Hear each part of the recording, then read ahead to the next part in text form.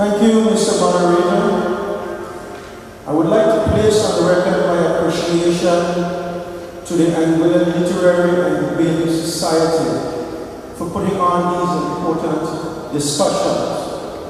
These debates are of the highest standard, and they are intended to indicate to members of the public, to listening audience, to the persons listening on the World Wide Web, the candidate's ability to think on his or her feet. These are no longer the days where a speech can be written for a candidate and the candidate goes up on a political platform and reads the speech. Today, the candidate does not know the questions and the candidate must analytically fathom the questions and explain the questions in a manner that is readily understandable to the audience. I believe that an intended purpose of these debates is that it would serve to raise the quality of persons who are seeking public office. I believe that these debates will ensure that the terrible practice that has caused Anguilla so much damage of dragging people off the street and running them for public office simply because they have a large family base, simply because they are popular, that practice must come to an end. And I believe also that the country would be much better off. Let me point out that I was a teacher at the Alvina Lake Ranch Comprehensive School, and I was a teacher who took the first Literary and Debating Society to Syntax to take part in the Leeward Islands debating tournament. They were Mrs. Alvin Carty and Dr. Bryan, and they held their own. And we sent a clear message to Syntax on the other islands. Take Anguilla seriously. We are coming for you, and we caught up with them. Thank you very much. Good evening, Mr. Moderator. And I want to say a very warm welcome to those here listening this evening, and certainly those listening by the internet and those listening at home. It is certainly heartening for me to be here this evening to be a part of this very important debate this evening, because I believe that our young people have a right to be heard, they have a right to express themselves, and it's certainly good to see that they are taking a very active part in our nation's development. So I certainly want to say kudos to them, because our young people are creative and dynamic and talented, and I am certain that based on what I've been seeing in recent times, that our future certainly is in the right hands. I certainly hope that the debate this evening be civil, educational, and that the people will be able to listen to us and be able to ascertain whether or not the folks who see sitting up here is able to represent them, not just in our relevant districts, the district of Loudoun, but in the village and abroad. So then I thank you for being so involved in the election process this evening, because our democracy works best when everyone participates, young and old. Thank you. Ladies and gentlemen who are here tonight, as well as those listening via the internet or the radio, a very pleasant good evening to you. A very pleasant good evening also to I know my sisters who are listening in the UK and my son in Canada. This evening, there's oftentimes we take things for granted, but I just want to give God thanks for bringing me here at this time and this hour. I would also like to thank the Literary and Debating Society for their vision and their foresight in organizing these debates. I think it bodes well for our future, and I trust that it will serve to advance the professionalism, the civility, and the ethical conduct of all of us who aspire to be politicians. I know that I sit here with two gentlemen who I have a great respect for. But I trust that whoever is a successful candidate in this upcoming election will extend that olive branch to those who are not successful, so that together we can advance the betterment of our district. I am open to your questions, Mr. Moderator. This experience is new to me. I will try to answer to the best of my ability, despite the fact that I have not had 20-25 30 years experience in political office. What do you consider to be the greatest responsibility of a leader? A leader has the responsibility to keep the promises made to his constituents. Oftentimes in the West Indies, during an election campaign, a minister gets up and he makes a whole load of promises. He's going to do this, he's going to do that, and what you have is really a competition of promises. But in the final analysis, many of these promises are not kept. And the politician knew from the very beginning that the promises could not have been kept. Simply because the country would not have had resources to construct the airport that he has started above. The country would not have had resources to construct the water harbor.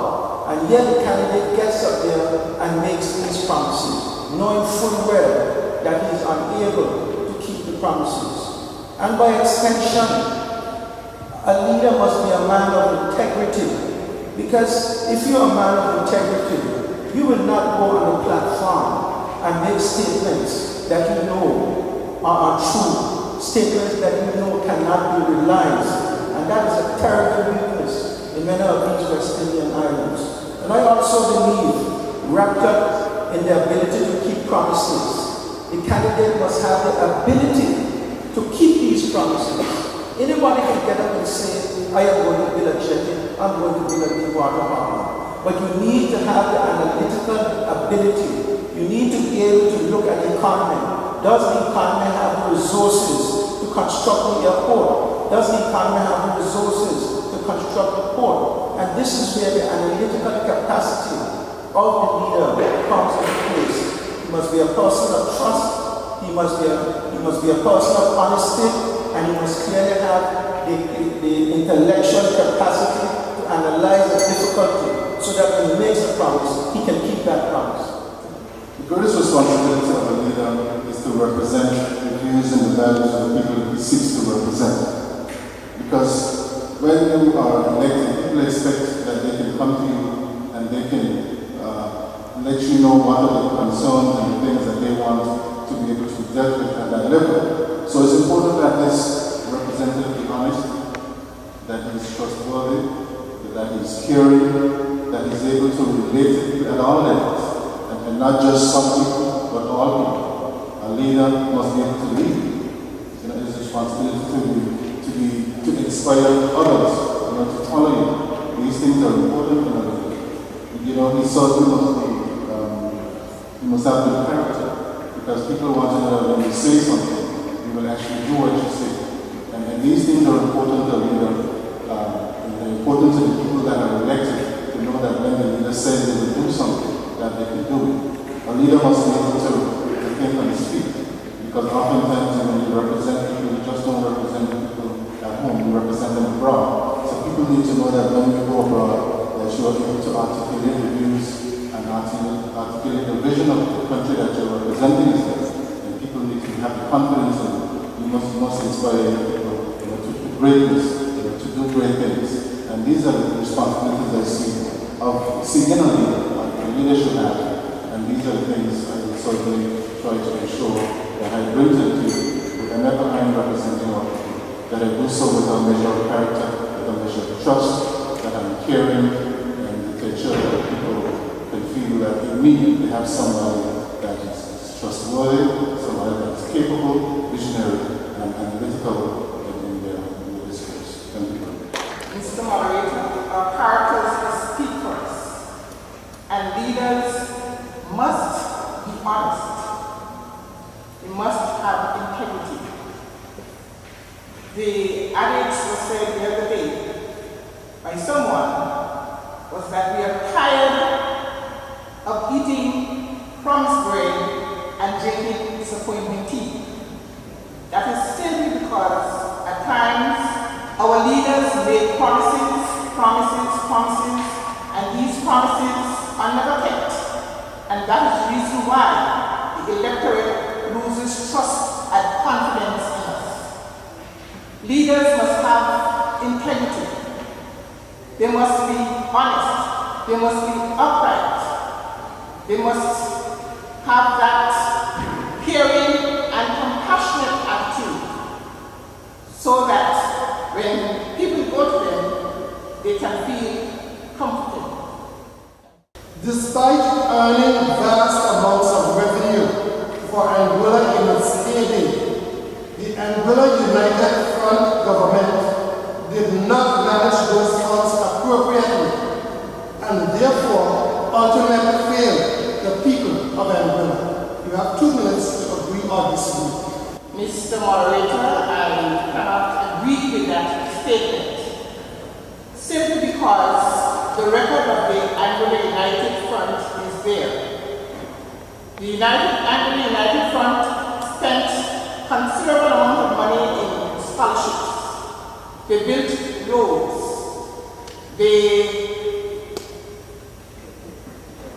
They built roads,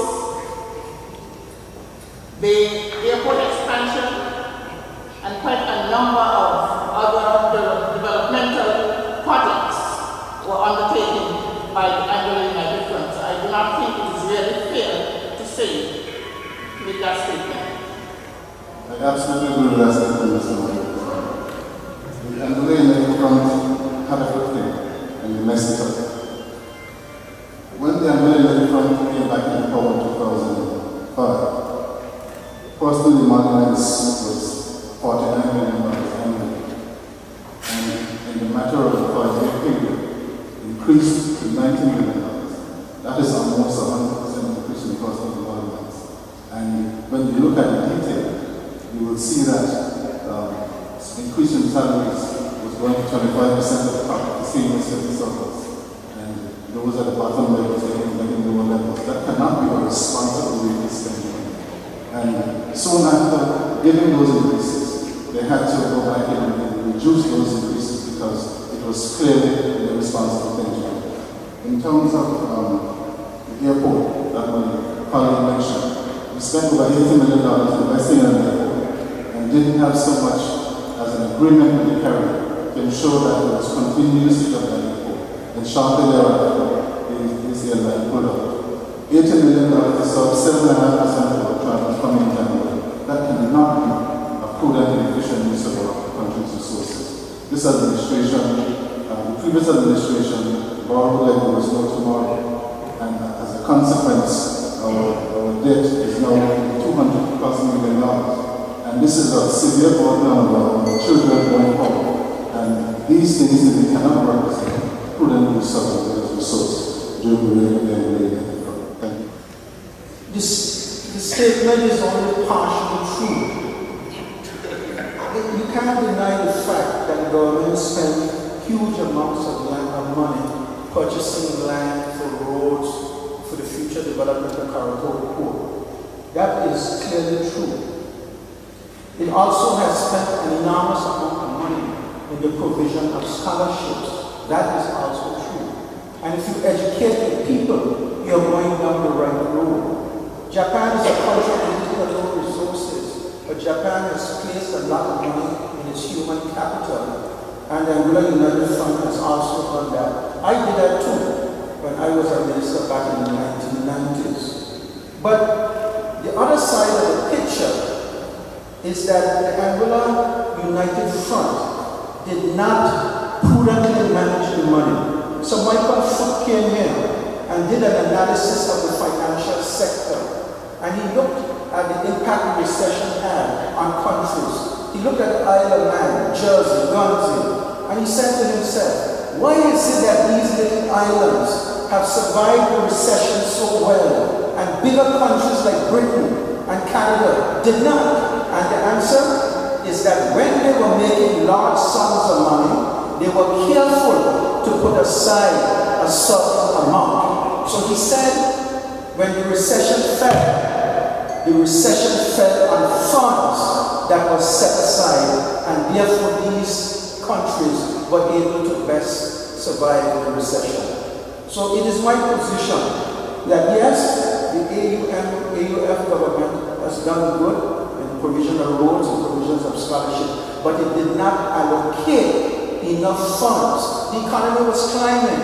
And anybody who has taken a basic course in economics knows that economy will taper down. Our economy did not taper down, it fell down, and that is the difficulty. Despite the promises made of a secret master plan to help us recover from this global recession, we remain in the doldrums of economic wars, and therefore, ultimately, the Anguilla United Movement has failed the people of Anguilla. Do you agree or disagree? Thank you very much, Mr. Moderator. Firstly, your statement is factually incorrect, because Anguilla did not remain in the doldrums. This administration, when it came into office, met the current revenues operating at $148 million, and immediately set about to recover the situation. And for every year since the administration has taken office, we have not only grown revenues, we have reduced expenditures to the point where we're now generating $191 million a day. And we came into office, we were operating at $148 million. So we've been on a steady growth path since the administration has taken office. We have been prudent on spending, we have curtailed borrowing, we have looked at the areas that needs to be addressed in terms of expenditure, and we have cut when necessary. We have cut personal emoluments, we have cut everything across the board, including the ministers, even by example, and cutting their own salaries several times. So it is not fair to say that Anguilla has been in the doldrums, because countries don't exist in a vacuum, and rulers are open economy, depending for the largest on what happens in the United States of America for the most part. And for the most part, Americans are not traveling, and we depend heavily on the American tourist dollar. The credit crunch had dried up, which meant foreign direct investment had also dried up. So it meant that we had to use our own creative energies and creative wits to allow to move this country forward. And that we did, to the point where we're now a growing economy, as opposed to when we came into office, growing at negative 16%, we're now actually in the positive territory. So that can in no way, in no shape or form be described as operating in the doldrums. This government has done well. We've now seen tourism levels on the increase. We've seen companies that are closed, now one's opening and hiring. We've invested, we've had companies coming in here and MOUs, close to $1 billion in investments, from foreign direct investment, and most of them are operating. So, thank you very much. The statement is correct, and it puts me in a very invidious position to say so, because I was the person who brought the Anguilla United Movement to power. The Chief Minister told me that he had a plan to turn the country around. He never showed me the plan, but as the evidence unfolded, I realized the plan was not to recover and grow the country, but rather to turn the country down. Now, one of the things that the Anguilla United Movement did was to simply destroy the business environment of Anguilla. An investor can be the richest man in the world. You can offer him all the inducements and concessions in the world. But if you have a negative business environment, he will not come to your country. And we have a chief minister who has gone on the air and told the people that Kataluka Hotel is closed, when in fact it never was closed. And we have a chief minister who has gone on the air and said that Kataluka Hotel is operating illegally, when in fact that is not true. The Hickox is won the auction fair and square, and up to this day, a government that he is an advisor to has refused to give Mr. Hickox an alien landholding license. So now nobody really knows who is the owner of Kataluka.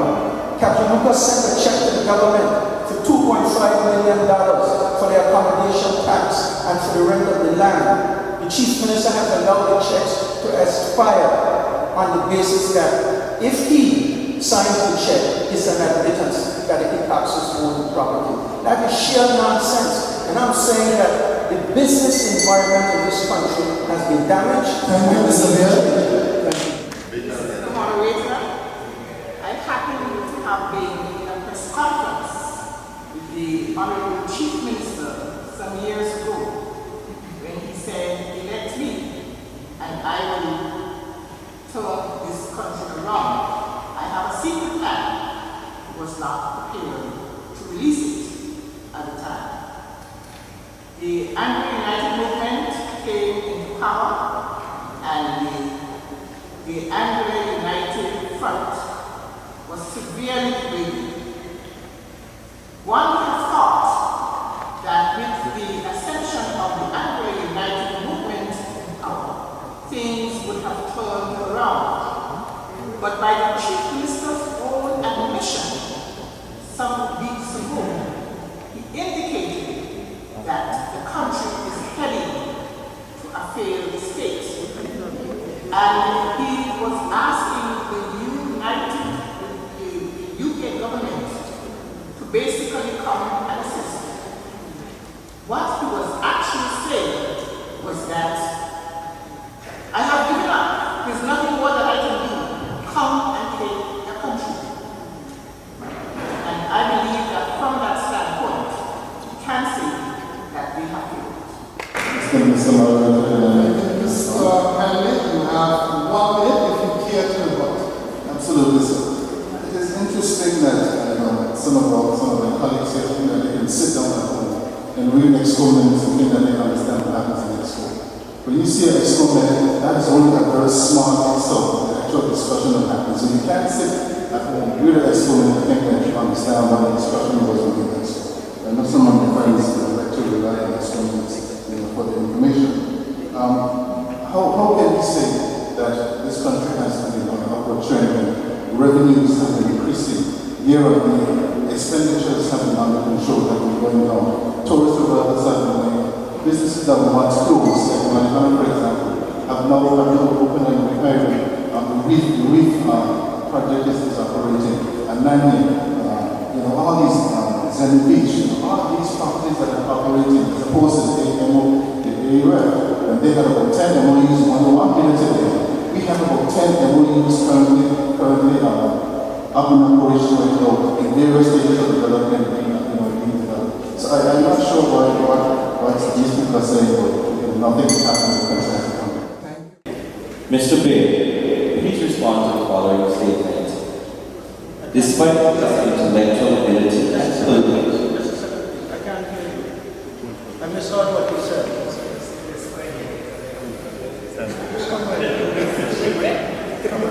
That's enough. Okay, Mr. Baird, please respond to the following statement. Despite his intellectual ability and political savvy, by being unable to work with Mr. Banks in the ADP, ANA government and Mr. Hughes in the AUF government, he has indeed shown himself to be a rogue minister, and therefore, ultimately, Mr. Baird has failed the people of Anguilla. Agree or disagree?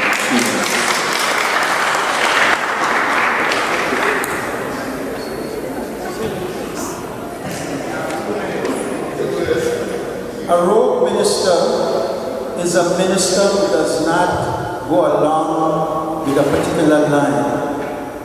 But let me start with the chief minister, and then I will go on to Mr. Banks. The chief minister and I have had disagreements, and those disagreements were really about operating within the confines of the rules, the regulations, and the law. For example, the chief minister told me to shut down the St. James School of Medicine in order to make way for a medical school from a foreign country to come to Anguilla. I refused, and if by refusing I'm a rogue minister, then I am a rogue minister. I went to the Attorney General's office and I took the MOU that the St. James School of Medicine has signed, and in it has an exclusivity clause that says the St. James School of Medicine is the only medical school that has the right to operate in Anguilla for 10 years from the time it throws open the doors. The chief minister wanted to compulsorily acquire Capjaluca Hotel. I said, Chief Minister, while the law says that you can compulsorily acquire Capjaluca Hotel, the law also says that you must pay market price and you must pay promptly. We did not have the money to pay for Capjaluca Hotel. So therefore, I said, Chief Minister, I cannot support it. If that makes me a road minister, then I am a road minister. In respect to Mr. Banks and I complained about Mr. Hughes' conduct. But Mr. Banks told me not to resign. I have that on tape. He said, Eddie, do not resign. I followed his instructions. I have never had a difficulty with Mr. Banks. Mr. Banks and I are professional politicians. How would you rate Mr. Beard's performance? I believe in the proverbial phrase, give Jack his jacket. And it would be unfair for me to sit here this evening and say that Mr. Beard has done nothing. However, I believe that Mr. Beard could have done a lot more for his constituents. For example, for some time there has been talk about access. It's only one main road leading out of Sandground. In the event of a terrible accident or anything, there's no other access. And for some time there has been talk about additional access out of Sandground. That has not been done. There has also been talk about a fish processing plant. As we all know, Sandground is a fishing village. And I think that the fishermen down there needed some assistance. And Mr. Beard perhaps might be able to explain why that has not been done. Then we have the Sandground, we all know, is one of the most picturesque and scenic villages in the island. And I believe that more could have been done to enhance the aesthetic beauty of Sandground as well. There was talk about the basketball court in Northwood, which needed completion. And that would be anything needed, because we have to do things to make the people comfortable. And one of the problems, as I understand it, is that Mr. Beard needed to be in more contact with his constituents. In one word, instability.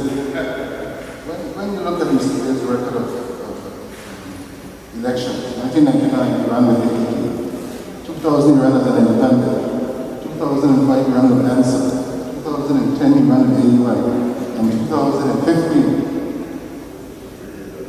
he says independent. I have near AUI. There is, Mr. Beard has been elected for over 20 years. And when I speak to young people of Sandground in particular, they say to me, ever since I was a little boy, about 10 years, Mr. Beard promised me a basketball court. And now I'm a big man and I still haven't seen this basketball court. We heard so much about the pump for Sandground, and it's so essential to the Sandground people for removing water in the pond when the water runoff from the hills comes to the pond. Up to now, we haven't seen that pump. And I mean, over 20 years, you're saying to me that you couldn't deliver a basketball court. We had one delivered in less than 4 years ago. Sports. There's so much potential, as my colleague said in Sandground, and Mr. Beard has not developed that potential in Sandground. And so the people of Sandground feel let down. People of Northfield feel let down. People of Southfield feel let down. Because when I challenged Mr. Beard what was the record over 20 years, he mentioned a road that was built over 20 years ago. And some of the people who will be voting in this election wasn't even born 20 years ago. So tell me, what have you done for the people of Road North lately? This is what the people of Road North want to hear. Thank you. In respect of the access road, we took engineers from the Public Works Department up to the Chapel Hill Road, and they said it would cost a huge sum of money. Now you have to bear in mind that this is a government that has difficulty raising 10 to 15 million EC dollars a month to take care of its recurring expenditure. So it's all well and good to talk about constructing a road, but where will you get $1.5 million US from to construct an access road? She talks about a fish processing plant. Look at most of the fish processing plants in the West Indies. They are gifts from the Japanese government. the government of Anguilla does not have the financial wherewithal to construct a fish processing plant. And in respect of the basketball court, they want to construct a basketball court below the level of the main road and in the village of Sandy Ground. We believe that we need to acquire 3 acres of land by the playing field and construct this basketball court up there. Despite ongoing countermeasures by community groups and the government, gun-related crime continues in various neighborhoods. Are the people and the government of Anguilla powerless in resolving the problem of gun-related violence in Anguilla? Thank you very much, Mr. Madu. Firstly, I think the focus on gun violence is misplaced. Because I think we need to focus first on what is the root cause of this violence in the first place. Because just as guns kill people, knives kill people, and other tools kill people as well. So we must focus on why is it our young men are making these decisions in the first place. And then we'll be able to tackle issues of gun violence. But crime in itself is a very complex issue. And youth groups alone cannot tackle the issues of gun violence in India. We need to ensure that governments and schools and teachers and churches and everybody working collectively must come together to ensure that we eradicate the issues of gun violence, not other violence, but our focus really ought to be on violence, which includes gun violence, because I'm not only concerned with guns, I'm concerned with every other form of violence in the world. And until every single person here in this audience tonight say to themselves, it begins with me, I am going to do something different about the violence in the world. I am going to step forward and I am going to come with a plan. I am going to engage others like myself to see what ideas we can come up with and make it happen. And stop pointing fingers to other people to fix. We will never get rid of the gun violence problem in Anguilla and violence in Anguilla generally. Thank you.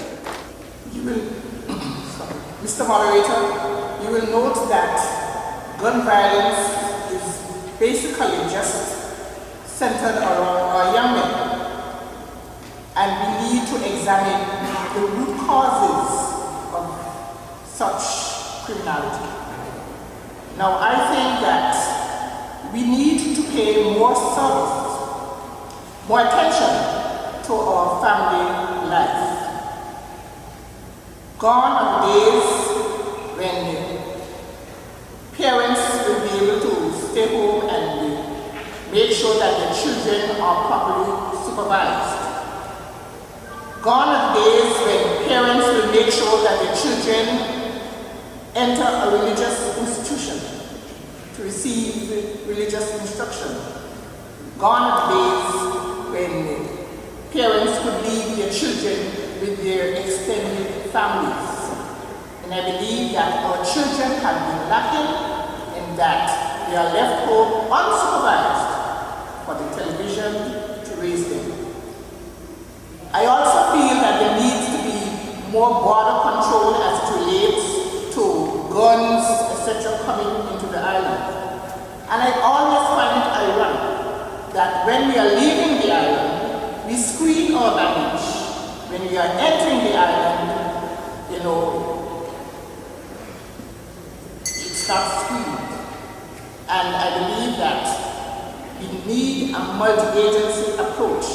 The home, the church, the school, the government to attack this issue of gun violence. The police, in my judgment, is doing an excellent job in controlling gun-related violence.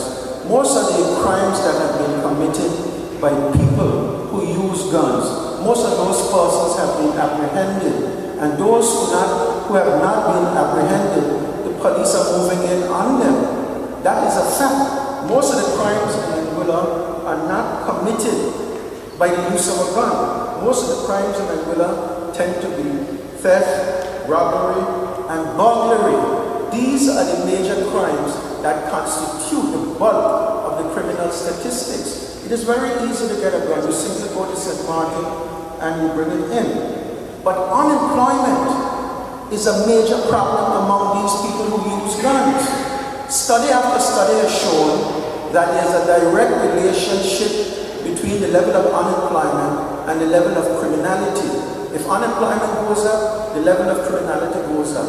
If unemployment comes down, the level of criminality comes down. So the government must understand that in order to tackle gun violence, burglary, robbery, and thefts, it must grow the economy and create jobs for the people. Of course, as Mrs. Bradley and Mr. Hanley pointed out, they've also got to tackle these problems from the home, and the church must come out and play a role. Community groups must also play a role. But the population in Anguilla is not playing its full role. There are some people in Anguilla who know who the shooters are, but they will not tell the police who the shooters are. And I'm calling upon the population to cooperate with the police and to stop seeing the police as your enemy. The police is your protector. And we also have to engage in the construction of community centers so that we can bring the young people in, so that they can be counseled, so that they can be talked to, so that they can develop camaraderie with their friends. We must use a multifaceted approach. Thank you very much, my dear. Here is an excerpt from a letter sent by Mr. Beard to Mr. Patrick Henry on the 28th of October and copied to the membership of the Procurement Board. It reads, Dear Patrick, as you are aware, at a public meeting held at Senegal by Team Beard on Friday, October 3rd, 2014, I called upon you to tender a resignation as a member of the Procurement Board because it placed you in a conflicting position. I am still of the same view. Her Excellency, the Governor, Mr. Stephen Scott, who is ultimately responsible for the maintenance of good governance, is concerned that your presence on the board can have a deleterious impact on its operations. The question? Mr. Beard, please take 2 minutes to further explain why you have urged Mr. Henry to resign. Thank you. As the letter points out, Governor Scott is responsible for the maintenance of good governance in Anguilla, and Mr. Handley here is a member of the Anguilla United Movement, and the Anguilla United Movement has publicly and repeatedly stated its commitment to openness, transparency, and accountability in government. It is saying one thing but doing another. Mr. Handley is an advisor to the Chief Minister. Mr. Handley is a member of the Anguilla United Movement.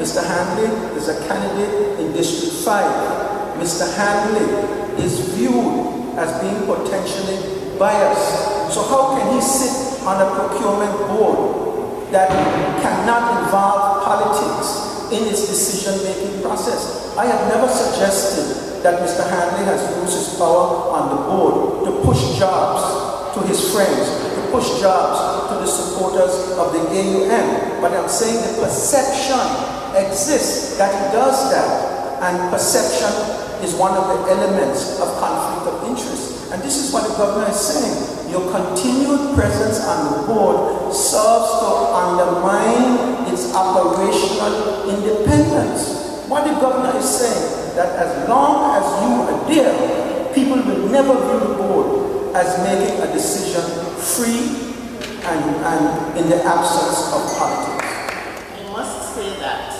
I wholeheartedly agree with my esteemed opponent. This is actually a case of good governance. And Mr. Hanley is placing himself in a very, very conflicting situation. As Mr. Beard has pointed out, it doesn't have to be a fact, but the perception is that, he may be doing something which is underhand. It doesn't have to be so, but this is the perception. And quite naturally, people will not feel that they are being given a being treated fairly, but instead with some aspect of biasness. Because let's take, for example, Mr. Hanley has an application for some tender or something like that, and a member of his party is included. The member ends up getting that bid, even though Mr. Hanley might have had nothing to do with goes that his party member got the way because Mr. Hanley was already. Thank you very much, Mr. Moderator. It is clear to me that my colleagues here don't understand the way a board operates. A board, I am not the chairman of the board, first of all. I am a single member of a 7-member board, and each member has equal opportunity to vote. And even if I was to vociferously decide I wanted the individual to win, if the other 6 decide otherwise, that would fail. And to my colleague, Mr. Brown's point, if a situation arises where a party member, someone in my constituency was to bid, I can simply recuse myself from the decision. I say, gentlemen, this is a little close to me, I will recuse myself, you all have to make the decision. A board is a prime organ of any company. It has measures put in place to govern these types of scenarios. And secondly, not because I elected to run for office means that there aren't people on the board who are more political than I am. You know, politics does not because I express an interest in running. You know, we all have our biases one way or another. But the reason why you put several persons on the board is to counteract biases that all of us have lost innately.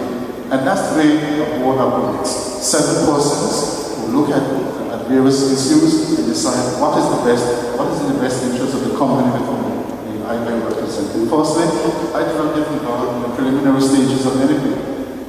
When a bid goes out, I don't determine who is allowed to bid, who is not allowed to bid. I simply make a choice from the issues that are before me. If there are 4 issues before me, I must make a choice that is in the best interest of the well. I can't say discard this person and bring somebody else in. I must make a choice from what is before me. I don't have an option to bring people in or take people out. I make a decision. Thank you very much. The Angola United Movement now has a new leader, a man who has lived in America and who understands what conflict of interest is about. I hope that he will put his foot down and ask Mr. Hanley to remove himself from the procurement board. Because nobody can reasonably argue that Mr. Hanley can stay on that board and that board can make decisions independently. Even if one of your supporters gets a contract fairly, people will always believe that you manipulated the process. So, Mr. Moderator, I am not on the board in secret. It is public knowledge that I'm a member of the procurement board. So I'm not sure what it is about openness and honesty and transparency. Because everyone knows that I am a member of the board. And as I said, if a situation arises where I feel that is close to me, I can recuse myself. And secondly, we only approve recommendations made to us by a selection committee. And we look at that selection and determine whether or not we agree with it, yes or no. If we don't agree with it, we send it back. All we do is approve what is selected by others. Thank you, Mr. Hanley. At parent-teachers conferences, many parents expressed the view that it was a mistake for the Education Act to remove corporal punishment from the school system. Should class teachers be able to physically discipline students? Mr. Moderator, during our times when we were going to school, we were disciplined, whether with a strap, a stick, a pinch, or whatever, and it placed us in good stead.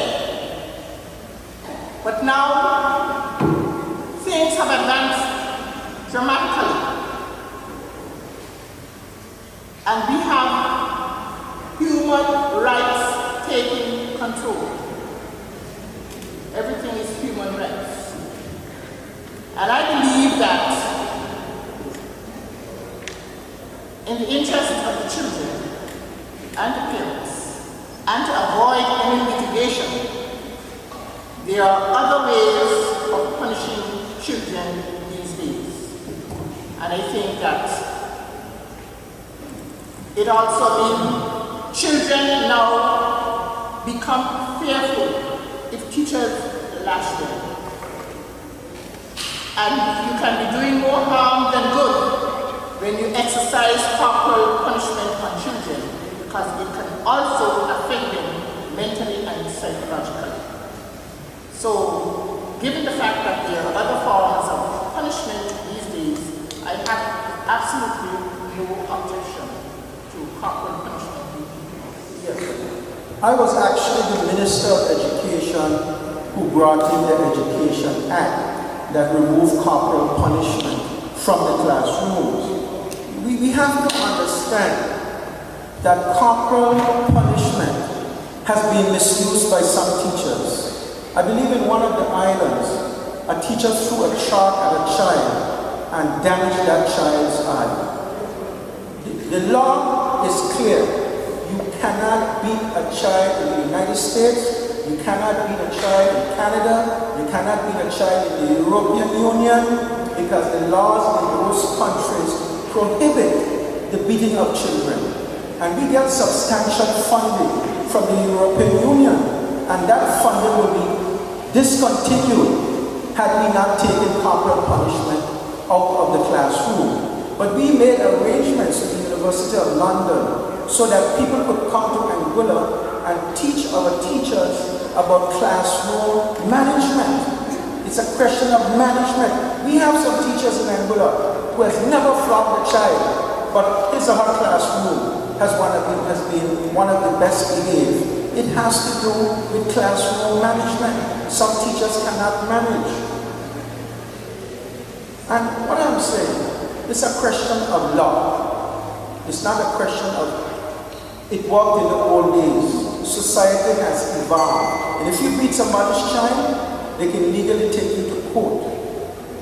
And the law will deal with you. So when we remove it from the Education Act, we were doing it not only to help the children, but to protect the teachers from a heavy loss. Yes, sir. Mr. Marabla, while it is true that Anguilla abolished corporal punishment some years ago, I think it was a mistake for us to remove corporal punishment, optional corporal punishment from the schools. The Bible says, "Stay the rod and spoil the child." And we have seen what all these so-called children's rights around the world have done in America, Canada, all the places that Mr. Pierre mentioned. We've seen children taking guns to school and being indiscriminate in their use. So I'm saying, all of us are subject to corporal punishment, and we are better children today for it. And many children, many persons in this audience today were subject to corporal punishment, and they are better for it today. So I believe it was a mistake to do it. I understand what Mr. Ed says about the law, but I think we'll be a worse nation over the long term for removing corporal punishment. I am not saying that we should allow teachers to indiscriminately use corporal punishment. It must be within a defined set of circumstances, but I clearly think it was an error, and we will pay for it someday to allow the removal. Acknowledging that no system is perfect, if elected, what would you identify as a priority area for improvement in the education system? Several difficulties afflict the educational system. And one of the difficulties afflicting the educational system is the absence of space. My son is in a class, and you have 39 students in that class, and that is the order of the day. So we need to create more classrooms. The Road School, for example, is old. It was built in the 1960s. The Road School should be knocked down and built in phases. We can transfer the students section by section to the Western Primary School. But we need to tackle this problem of the shortage of classrooms in Anguilla. This very school here, there's a shortage of classrooms, but there's not much you can do with it. You can't go upstairs because this school was not built on functional lines. They preferred to put a beautiful roof rather than a flat roof. Had it been a flat roof, it would simply be a matter of going upstairs. The Eastern Primary School has challenges. The Stony Ground Primary School, we had ripped the inside of the roof off and removed the bats and the fetuses and put it back together. They had to do a similar thing. The plant is old and the plant has to be renewed. But let us come to the classroom now. There's a shortage of computers. There's a shortage of chairs. There's a shortage of desks. In some classrooms, you only have one outlet. How can you function properly? We have to remove all of these disadvantages that are afflicting the system. If we get more classrooms, if we get better projectors, better computers, better desks and chairs, newer schools, all these things, in my judgment, would lead to an improvement in the educational system in Angola. And let me finish by saying, we have to move to the position where this school is converted into a high school. Thank you, Mr. So that we Mayor. have two high schools in Angola Thank you, sir. competing against each other. The area I will identify for improvement is investment in early childhood education. Because I believe that is where we get the most bang for our buck. That is where we get the most return on our investment. And I sometimes worry when I see some of our early childhood centers operating merely as child-minding centers rather than actively engaging our young ones. I think it's important that we invest more in early childhood. We invest in the teachers that are there in these institutions so they can actively be developing our young minds. And I think we need to put more money into early childhood because we get more value out of it. And I would actively encourage more money in that area because I think if we were to get the foundation correct, then these young persons can develop their minds from at a young age and become older citizens, become more productive citizens in society. And if we were to invest at an early age, we have better students, we have more rounded students, children who can contribute meaningfully to society, and that's where we need to focus our resources, early childhood, so that we can get the best value of our education done. Thank you. Mr. Moderator, I think that socioeconomic development is largely dependent on our human resources. And I believe that an area which we actually need to look at is the training of our teachers from pre-primary to primary to secondary. When our teachers are well trained, they are equipped to offer a better educational standard to our students. Right now we have a number of teachers from overseas, and we give God thanks that they were able to come. But I think that the time is now coming that we should also begin to, as one would say, grow our own timber and try to see how we can educate our own children.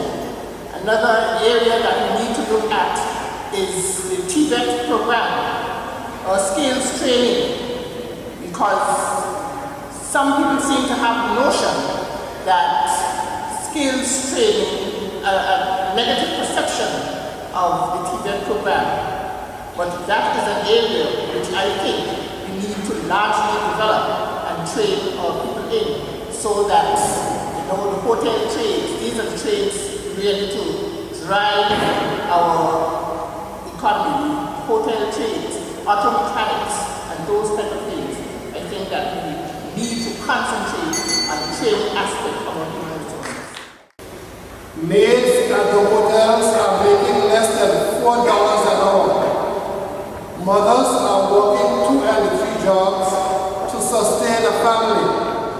One way to combat this is the establishment of a minimum wage.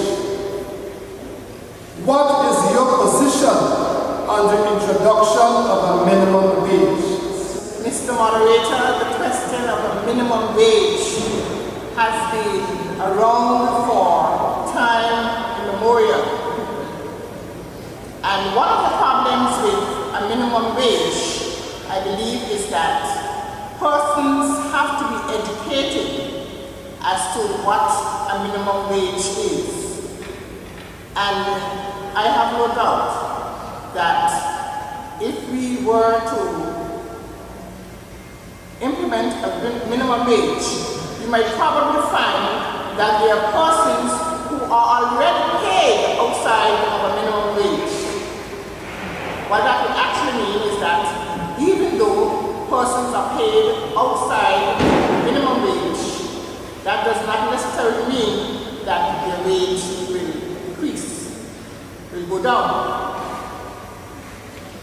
So I believe that a minimum wage, we need a lot of education as to the reasons for a minimum wage. A minimum wage does not necessarily have to be introduced across all levels of economic activity. In the United States, the minimum wage was not applied to every sector. It was introduced in one sector, they looked at it, then they moved to another sector, then they moved into another sector. I believe in Anguilla that in respect of wage, we should introduce the minimum wage, but I do not necessarily believe that we should simply apply it all at once up and down the island. Let me give you a practical example. When I was constructing my house, I was paying a guy who was mixing cement $100 US a day. If you introduce a minimum wage in the construction industry, I don't see how that guy who's mixing concrete can get $100 US a day. There's a difference between the minimum wage and the market wage. Sometimes the market wage can be higher than the minimum wage. And the minimum wage only comes into play when the market wage is simply too low. So if that guy was getting $100 US a day and you believe he was not making enough, then you would bring the minimum wage above the $100 US. But there's a danger in introducing the minimum wage across the board. What an employer might do, if he has 20 employees and you carry the minimum wage, he might start pushing them more to get more productivity, or he might cut back on the number of workers. So the introduction of a minimum wage is a two-edged sword. And I fully agree that we should introduce it in Anguilla, but introduce it piecemeal and let us start with the maids at the various hotels. Yes, sir. I too agree that a minimum wage in Anguilla is now overdue, especially in our famed hospitality industry. It is disheartening to see after 30 years, some of our hotel workers are still earning $4 an hour. And I think the time has come for us to actively look at this sector with a view to implement a minimum wage in the hotel sector.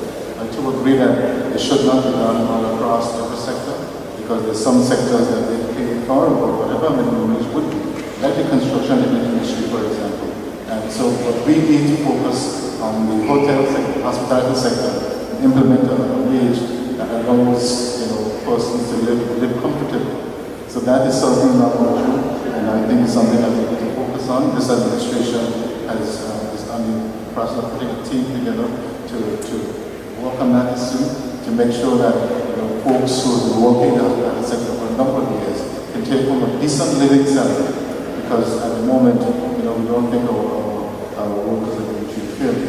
What we need to do is look at the sectors where we feel needs beefing up and ensure that we put a wage in those areas that will help to ensure that those persons working in the industry are not being unfairly treated and taken advantage of. So yes, a minimum wage is long overdue, but it should be implemented in such a tripartite agreement with government, employees and employers coming together to determine what is the best rate moving forward. And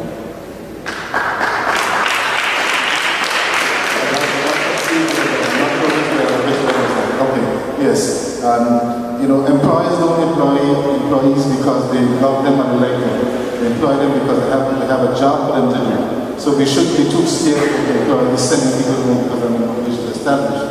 Because they are there because they have a function that must be performed, and there must be people to perform that function. We should not allow people to pay whatever they want and work people 12 and 14 hour days. So we really need to implement a minimum wage.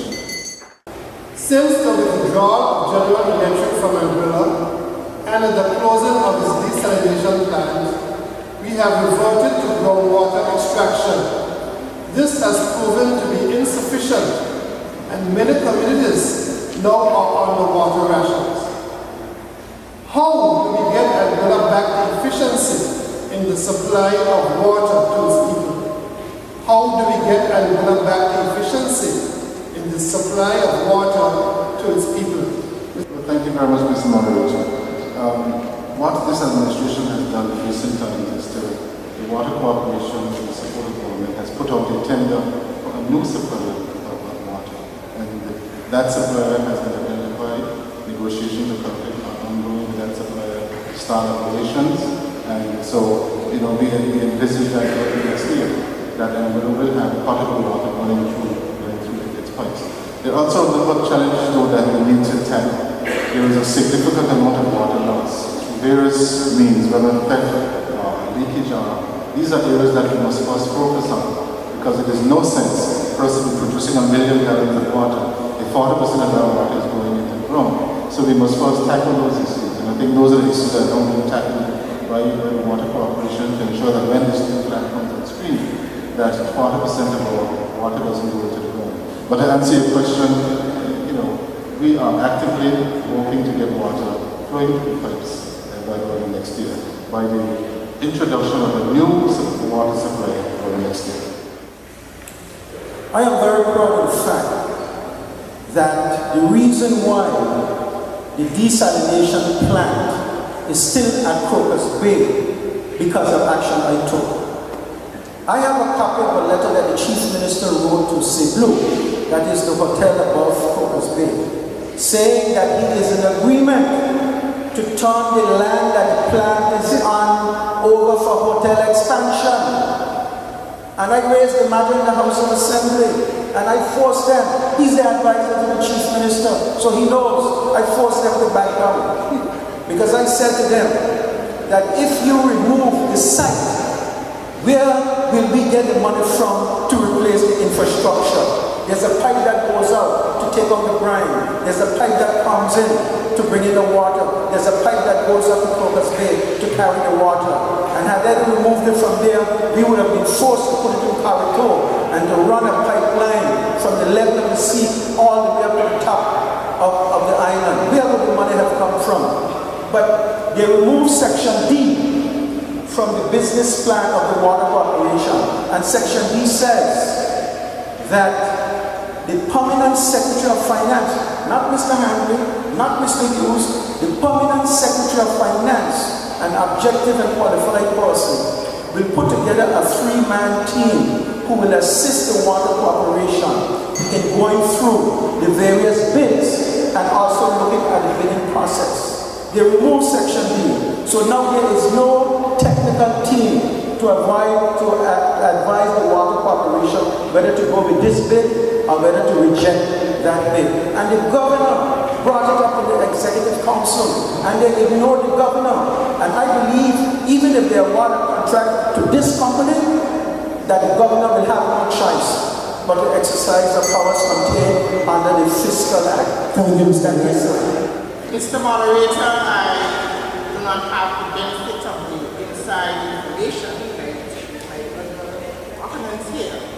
But what I can say is that it is disheartening that after so many years, we have gone back, as it relates to water, to where we have been almost 40 years ago. This reminds me when we had to walk down to the road where in San Ground with a bucket on our heads and walk up the hill. Thanks to systems and thanks to the probably have the rails in the yard. But I believe that the only way forward for giving the importance of water to our everyday existence, I believe that it must be a priority of government to do whatever is necessary to have water flowing to our houses. Mr. Moderator, the first question you asked us is what are the characteristics of a representative? And I think everybody here said we must be honest. But, we've heard Mr. Beard, my colleague here, speaking about moving a pipe over to Quarito. There was never any discussion about moving any plant to Quarito.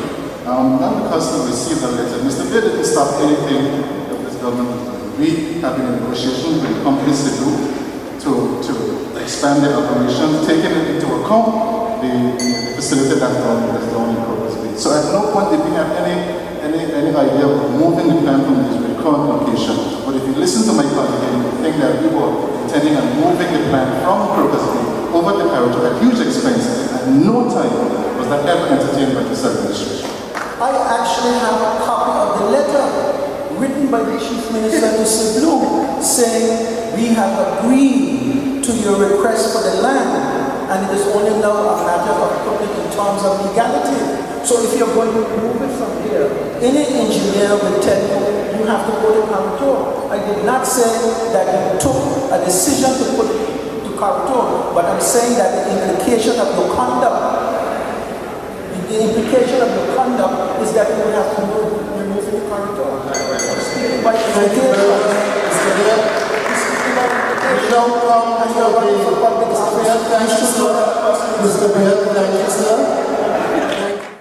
There is a growing view in Anguilla that indigenous businesses are being threatened by foreign-owned businesses. Many have called for the government to step in, but is it not unethical in a capitalistic market for governments to prefer and to protect one business over another? Yes.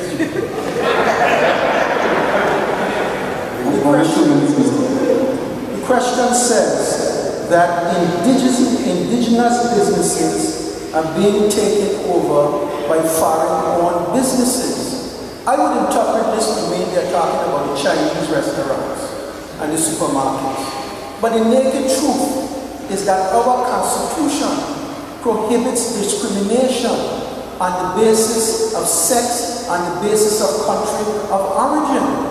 Check all those supermarkets. They are owned by Chinese who are belongers of Anguilla. And therefore the government of Anguilla cannot legally discriminate against them.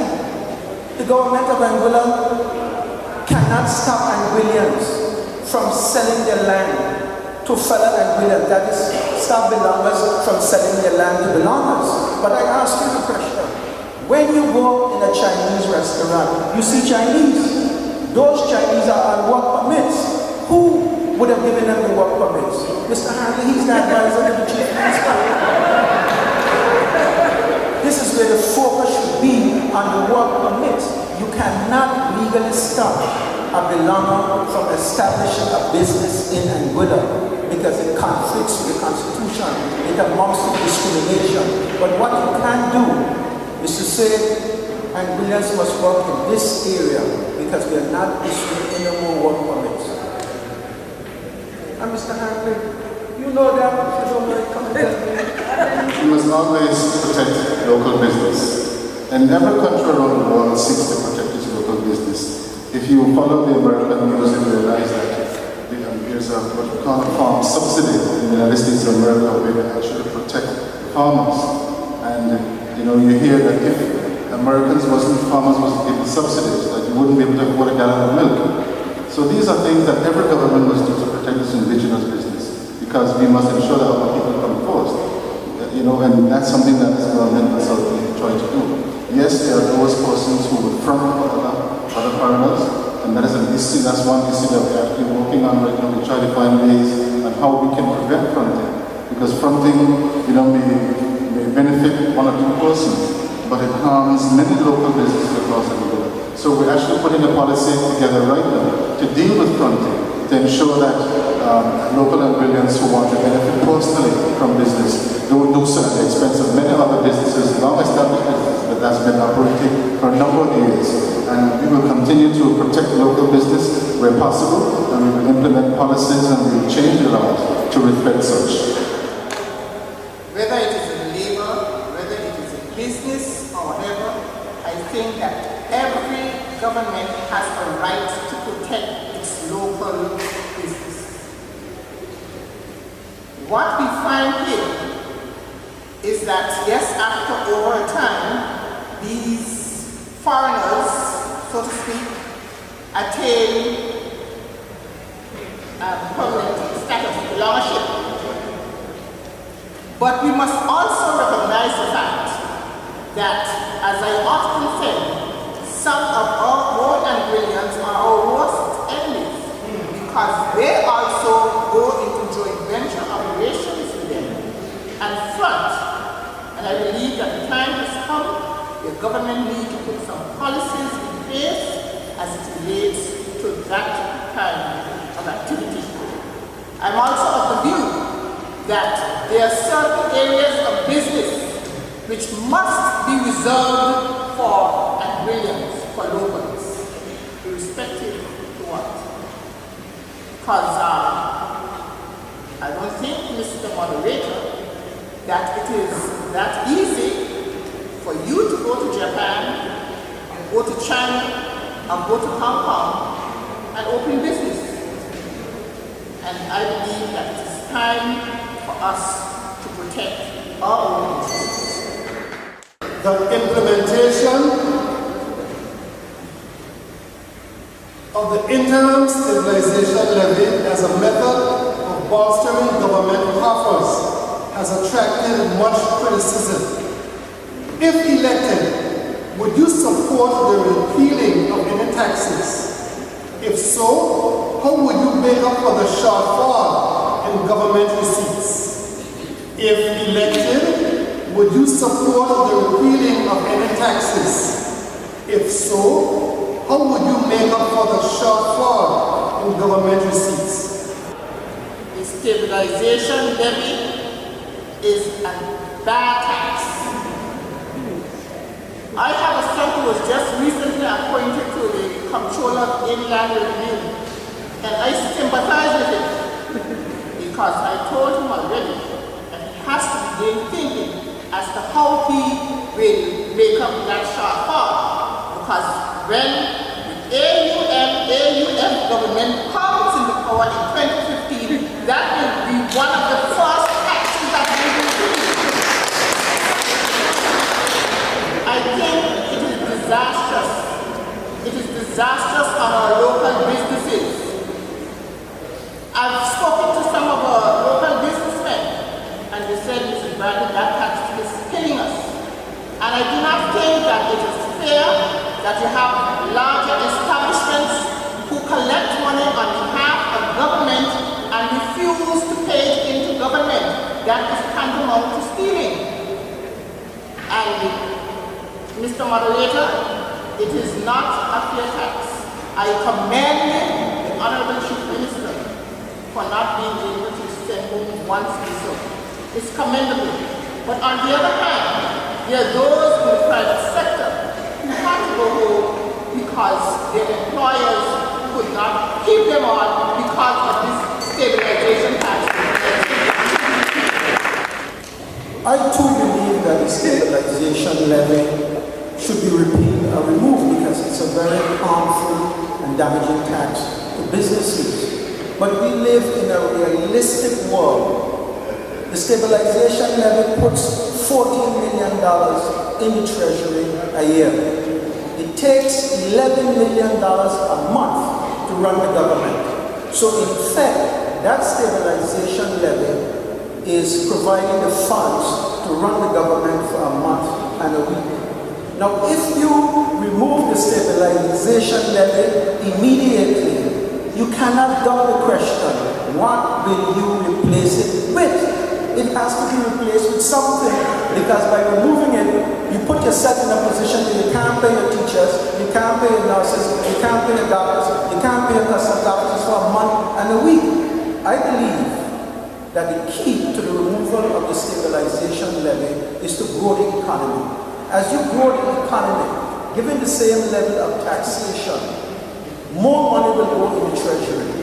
And I believe in a year's time, we would be in a position to remove the stabilization levy. But we can also use a two-pronged approach. I've heard people talking about the imposition of a residential asset tax on the various villas at the various hotels. Now that tax mimics a property tax. It's a good tax in the sense that it has certainty. If you decide you're going to collect $1 million, you will collect $1 million. It does not respond to the gyrations of the economy. So if you impose that asset resident levy, and you believe you will make $3 million, then you can start, you reduce from the businesses 1%, you reduce from the employees 1%. But the point I'm making, that if anybody tells you that if he comes to power or she comes to power tomorrow, they will remove the asset, they will remove the stabilization levy. Tell him I say, he studied voodoo economics at the University of Dalhousie. I have to agree with my colleague's last statement because my colleague Bishop Randy said that when they come to office, they will effectively and immediately remove it. But she didn't say how they will replace it. $14 million annually is collected by the stabilization levy. We've heard this talk over and over. They will replace it by RAL, the Resort Residential Asset Levy. In the United Front's own fiscal plan, economic plan for 2009-2012, in that document they said that the RAL could raise $2.5 billion. And as Mr. Beard said, it certainly doesn't change, it is static. So if you're going to replace it with a RAL, what happens to the other $11.5 million that you have to replace if you remove the levy? So when these people come and tell you that they'll remove it, they must be practical. And they must tell you if you remove it, what will we do in its place? And simply replacing the ISL by the RAL will not solve our problems. And let me tell you about the levy. The levy, if you are earning $2,000, you don't pay the levy. A lot of businesses, small businesses in Angola, fall below the threshold because they don't pay their employees more than $2,000. And they only hire 3 or 4 persons. I'm not saying that the levy hasn't been an impact on some people, but if you earn $3,000, you pay $90 in levy. $90. And if you were to replace that with some other tax, you will pay that tax, not just the persons who make under $2,000, over $2,000, but every single person will pay, whether or not, irrespective of what your salary is. So in my view, the interim stabilization levy was one of the best ways to implement it because you can control who is best affected by it. We can exclude certain persons from it by saying because you make under a certain amount, you're excluded and those above making. And tell anybody, ask anybody, my good friend here, if you replace it, what will you replace it with? And you could never say, apart from saying the RAL won't make up again. Mr. Moderator, I have no doubt that there's a large amount of unpaid taxes out there on the street. And government must mobilize their tax collectors or whoever to ensure that that tax is collected and ensure that it will go a long way in bridging the gap. I'd like to be straightforward. I was part of the government that introduced the stabilization levy, but it was understood that it would be a temporary measure. But I don't see how any government can just remove it immediately. $14 million is a lot of money. We have to be realistic. The way to go is not to tax our way out of it. We have to grow our way out of it. I certainly agree with my colleague and Mr. Beard. We have to grow our way out of it. The levy was intended to be temporary, and we have not been able to close that gap as yet. So we must, continue with the interim stabilization levy at this time.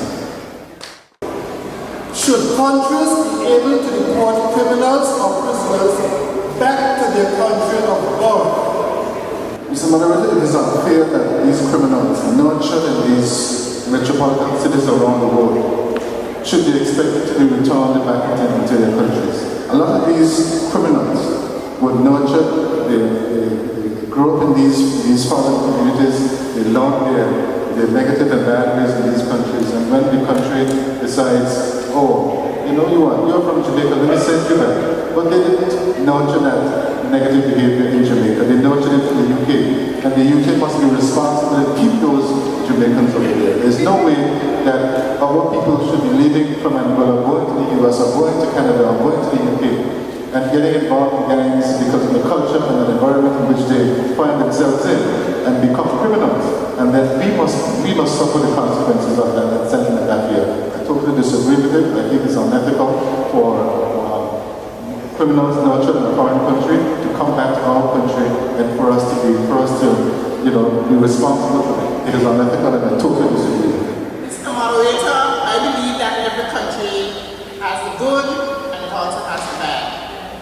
And I want to agree with Mr. Hanley this evening that if these children were born and nurtured in their country of birth, then comes to criminal offenses, etc., they should also be prepared to take on that responsibility. I do not think it is fair to have them repatriated or sent back or sent to their place of birth or whatever, once they have status in the country where they are. It's a divisive issue. If you look at it from the host countries, from Britain, from the United States, they have allowed these people to come to their countries to better themselves.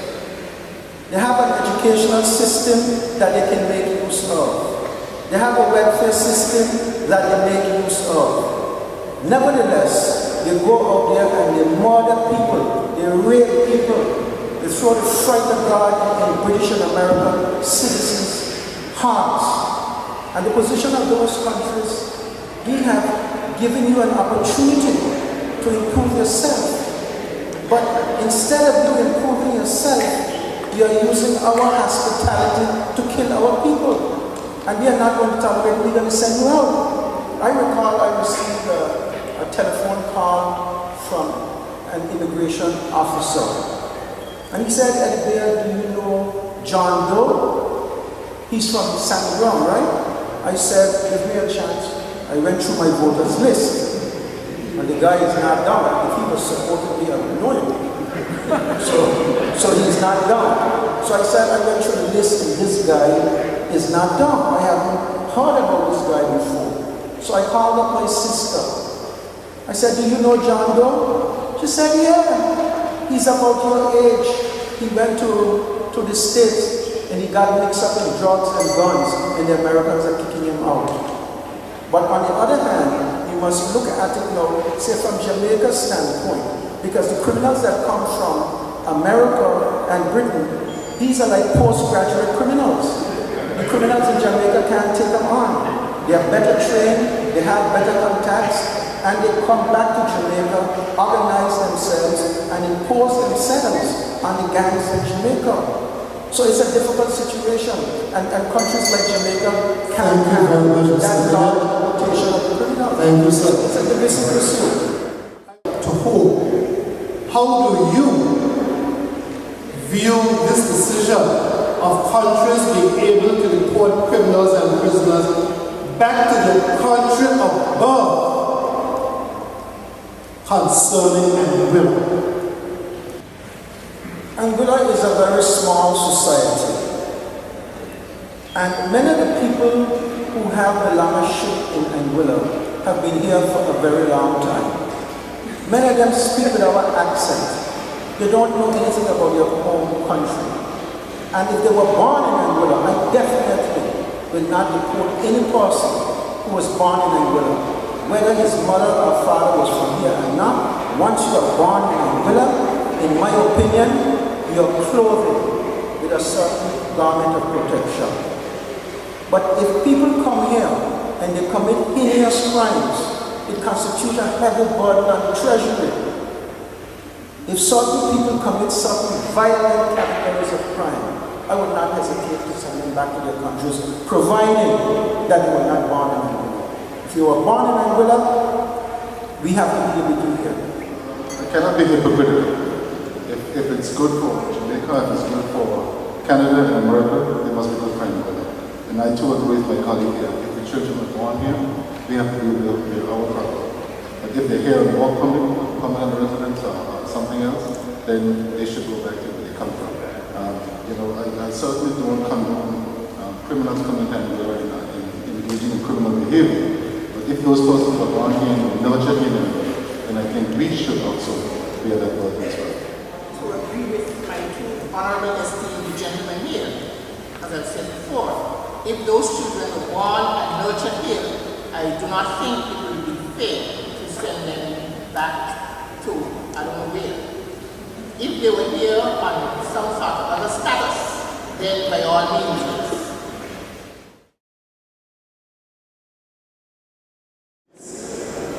Mr. Moderator, thank you very much. But I must say that here this evening has been really a learning experience for me. I might not have been as experienced as Mr. Beard, who had so many years in the political scene. But as I've said, I've tried to answer the questions to the best of my ability. And I must once again commend and applaud the Debating Society of the Albina Lake Hodge Comprehensive School for organizing these series of debates. And I trust that, as I said before, it will do something to advance the political culture here in Anguilla. I am happy to be representing the Anguilla United Front in the upcoming election, and I trust that my constituents in District Number 5 will continue to give me all the support that they have been giving me thus far. Thank you very much for being able to participate in this season. Thank you very much, Mr. Moderator. And I must say a very hearty thank you to the Albina Lake Hodge Comprehensive School Literary and Debating Society. It is very heartening to see our young people getting so actively engaged in politics. I believe our youth have a right to express themselves, they have a right to be heard. And this is a perfect example of how young people can get involved in the political process. And it's very heartening to see that. I certainly encourage our young people to get involved in the political process at an even greater level, because our democracy works best when everybody participates, not just the seniors, but young persons as well. So I certainly want to encourage it. One of the reasons why young people always say that they are neglected by seniors or by politicians is because they don't engage in politics at a high enough level. When you look at around the countries, many countries around the world, youth involvement in politics is at very low levels, sometimes around 20%. And this, in my view, is one of the reasons why politicians ignore the youth, because they don't exercise the tremendous power they have in terms of the numbers and encouraging our young persons to come out to vote, irrespective of whichever party you intend to vote for. Come out and register that, because what that shows is that you care about how your country is governed, and you care about what happens in your country, and it gives you a voice. So when anything happens, you have a chance to say, this is not what I do before. Our young people are creative and talented and dynamic, and I want to engage them more. I want to bring them to the decision-making table, because I think they have a lot to do and a big role to play in our society's development. Nobody knows better what happens to our youth but the youth themselves. So they must be engaged at all levels, and I certainly want to commend them again for putting on this event this evening. I've thoroughly enjoyed it. It's been civil, it's been respectful, and I certainly hope that our young people in particular was able to look at us here this evening and to determine for themselves who is the best candidate, not just for the Road North District, but for Anguilla in general. I'm contesting the next general election as an independent candidate, and my symbol is the boat. You know, I'm from Sandy Ground, so I'm familiar with all of the reefs and shores around the island, including Island Harbor. And Mr. Moderator, I want to say that I believe this debate tonight was of a very high standard. And all of us, I believe, objectively speaking, have acquitted ourselves quite well. And that's one of the objectives of the Debating Society, which is to raise the level of knowledge of the people seeking public office. And I believe that has been accomplished tonight. There was no bitterness whatsoever. I wonder if that's due to the fact that I disarmed the sheriff and tied his horse in long ground. But the audience has been quite good. The audience has been very attentive, and I believe that all of us here in Anguilla and abroad are listening on the wide web would have gained a better understanding of what is going on in Anguilla, so that when they are flown in, they will understand in the Road North constituency that they must jump on the boat. Thank you very much.